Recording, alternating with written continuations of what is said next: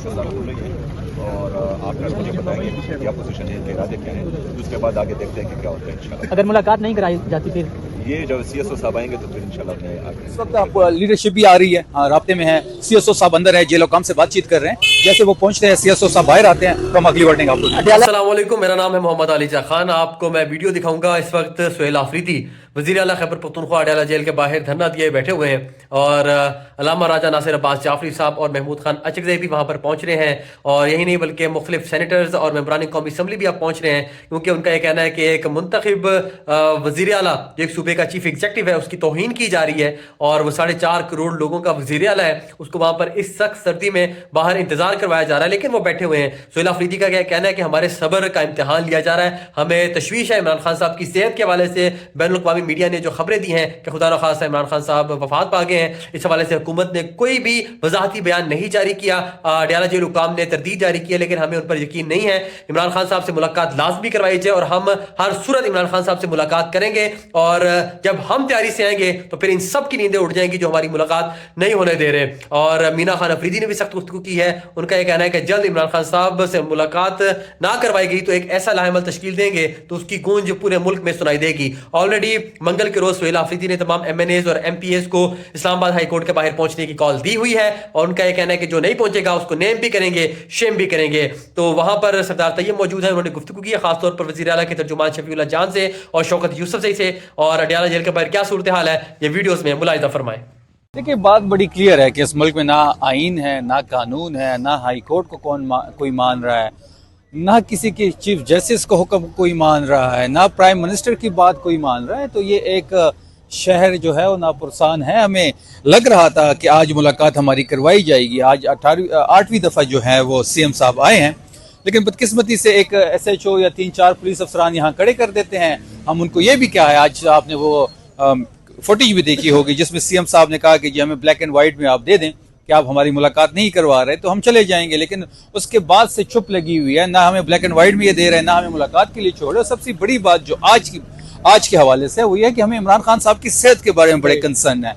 आपने कल एक रिपोर्ट देखी होगी, उसको इंटरनेशनल मीडिया ने भी कवर किया कि इमरान खान साहब की सेहत के बारे में। तो हम चाहते हैं कि जो हमारे 7 लोग आज जिसके नाम थे लिस्ट में, क्योंकि आज थर्सडे था, तो थर्सडे पे इमरान खान साहब की पॉलिटिकल पार्टी से मुलाकात होती है, वकला से मुलाकात होती है और ट्यूसडे को जो है वो फैमिली से मिलने का दिन होता है। तो ये उनका हक है, आईनी हक भी है, कानूनी हक भी। हम ये चाहते हैं कि CM खैबर पख्तूनख्वा आज मिलते हैं उनसे, उनकी सेहत के बारे में दरियाफ्त करते, जो हमारी बड़ी सीरियस कंसर्न है। तो इस वक्त अलामती हमारी सिटिंग जारी है। इस वक्त रात के कोई 8 बज रहे हैं और ये अलामती सिटिंग आप देख रहे होंगे। कैबिनेट के मेंबर्स हमारे मौजूद हैं, MPAs हैं, MNAs हैं, CM साहब खुद बैठे हुए हैं। तो एक अलामती सिटिंग, हम तमाम तर ऑप्शन इस्तेमाल करना चाहते हैं, ऑन रिकॉर्ड लाना चाहते हैं सारी चीज़ें।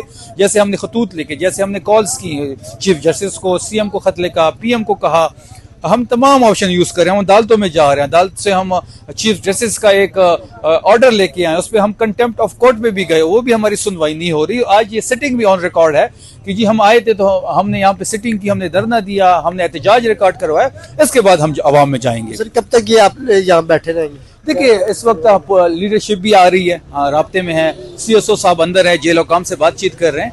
जैसे वो पहुंचते हैं, CSO साहब बाहर आते हैं तो हम अगली वर्डिंग आपको। अडयाला इंतजामिया ने ये तो कहा है कि खान साहब की सेहत ठीक है, फेक खबरें उनके हवाले से चलाई जा रही है इंटरनेशनल मीडिया में, तो इससे आप लोग मुतमिन हो जाएंगे इन चीज़ों से? ये क्वेश्चन आप पाकिस्तानी कौम के सामने रख दे कि अडयाला के हुकाम कह रहे हैं कि इमरान खान साहब ठीक है। अल्लाह करे वो ठीक हो, इंशाल्लाह वो ठीक होंगे। हमें कंसर्न है, सीरियस कंसर्न है, हमारी दुआ है कि उनकी सेहत को कुछ ना हो, लेकिन इनकी बात का कौन यकीन करे जो ना आइन मानते हैं, ना कानून मानते हैं, ना कोई बात करने को तैयार है, ना बात सुनने को तैयार है, एक ही रट लगाई हुई है। ये तो इनकी बात पे एतबार करना तो बेवकूफ़ी होगी। हम इनकी बात का ना एतबार करते हैं, ना हमें यकीन है। हम चाहते हैं कि CM साहब अंदर जाएँ, वो उनसे मिलें और उनकी खैरियत दरियाफ्त करें। उनकी बहनों को नहीं छोड़ा गया, वो बहनें चली जाती, वो मिल लेती तो हमें कोई थोड़ा बहुत हमें पता लग जाता खान साहब की सेहत के बारे में। हम थोड़े से इस पे सोच रहे होते, लेकिन बदकिस्मती से ना उनको मिलने दिया गया, ना CM साहब को मिलने दिया। लास्ट में ये बता दें कि मरियम नवाज साहिबा फरमा रही है कि जी अलीपुर में हमने कह दिया 804 को उनके होम ग्राउंड में शिकस्त दी है, तो क्या आप समझते हैं कि वो 45 वाली सीट है अलीपुर बाबर नवाज? देखिए, जो मरीम नवाज साहिब है ना, उनको ख्वाब में इमरान खान आते हैं और वो डर जाती हैं। इमरान खान की तस्वीर से उनको खौफ है, इमरान खान के बैनर से खौफ है, इमरान खान के झंडे से खौफ है। पहले इमरान खान साहब की तस्वीर को इन्होंने बैन किया, उनको मीडिया पे ब्लैकआउट किया। फिर इमरान खान साहब का नाम इन्होंने ब्लैकआउट किया।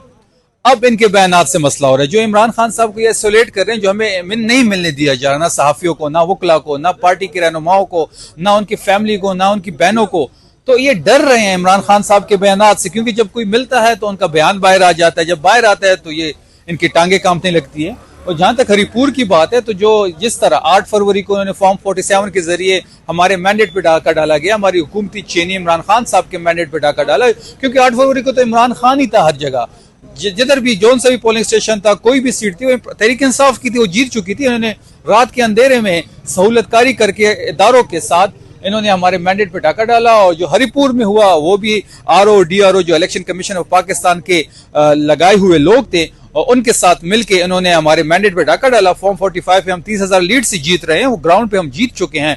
हम ये सारी चीजें एक्सपोज करेंगे, हम रेफरेंस भेज रहे हैं इलेक्शन कमीशन ऑफ पाकिस्तान।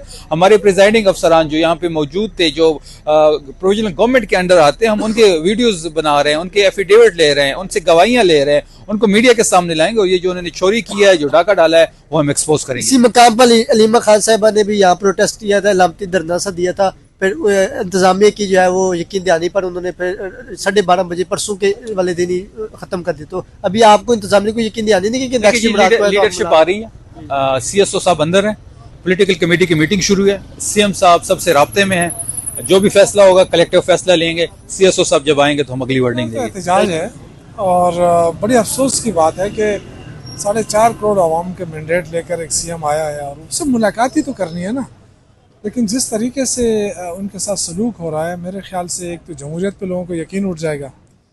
और चूँकि ये हुकूमत ख़ुद जमहूरियत के ज़रिए तो नहीं आई है, फॉर्म 47 की गवर्नमेंट है, इनको ना तो अवामी मैंडेट का एहतराम है, ना ये वोट को इज़्ज़त दो पे यकीन रखती है।